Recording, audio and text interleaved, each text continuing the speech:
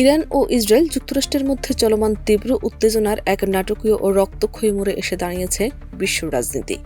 মার্কিন president Donald ট্রাম্পের সরাসরি উস্কানিতে এবং ইসরায়েলের সঙ্গে যৌথ সামরিক অভিযানের কয়েক ঘণ্টার মধ্যে মধ্যপ্রাচ্যে এক নজিরবিহীন অস্থিরতা তৈরি হয়েছে। ট্রাম্প চেয়েছিলেন ইরানি জনগণ রাস্তায় নেমে সরকারের পতন ঘটাবে, কিন্তু বাস্তবে দেখা গেল তার ঠিক বিপরীত চিত্র।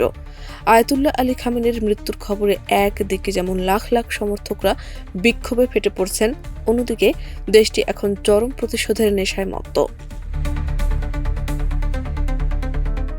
২৮ ফেব্রুয়ারি মার্কিন প্রেসিডেন্ট ডোনাল্ড ট্রাম্প এক ব্রিফিংয়ে ইরানি জনগণের প্রতি আহ্বান জানিয়েছিলেন তারা যেন রাস্তায় নেমে আসে এবং বিদ্যমান শাসন ব্যবস্থার পতন ঘটায়। ট্রাম্পের দাবি ছিল এই শাসন ব্যবস্থা পরিবর্তনে ইরানকে সহায়তা করছে যুক্তরাষ্ট্র ও ইসরায়েল, কিন্তু মাঠের চিত্র বলছে অন্য কথা। খামেনির মৃত্যুর খবর নিশ্চিত হওয়ার পর তেহরান সহ পুরো ইরানে মানুষের ঢল নেমেছে, তবে এই ঢল সরকার পতনের জন্য নয়, বরং নিহত নেতার প্রতি শ্রদ্ধা জানাতে এবং মার্কিন ইসরায়েলি আগ্রাসনের বিরুদ্ধে প্রতিবাদ জানাতে।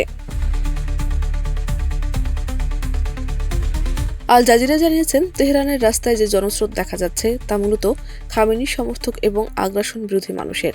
তেহরানের বিভিন্ন গুরুত্বপূর্ণ পয়েন্টে, বিশেষ করে ইনকিলাব স্কোয়ারে বিপুল সংখ্যক খামেনি সমর্থকরা জড়ো হয়ে শোক প্রকাশ করেছেন এবং মার্কিন ইসরায়েলি আগ্রাসনের বিরুদ্ধে স্লোগান দিচ্ছেন। ঐতিহাসিক শহর ইস্পাহানে বিপুল সংখ্যক মানুষ জড়ো হয়েছেন, বিশেষ করে নকশা-ই-জাহান স্কোয়ার এ শোকার্ত মানুষের ব্যাপক জমায়েত দেখা গেছে। তারা খামেনির প্রতিকৃতি নিয়ে শ্রদ্ধা জানাচ্ছেন এবং সরকার ও খামেনির প্রতি আনুগত্যের বহিঃপ্রকাশ ঘটাচ্ছেন। শাহনাজ পারভীন, দেশ রূপান্তর।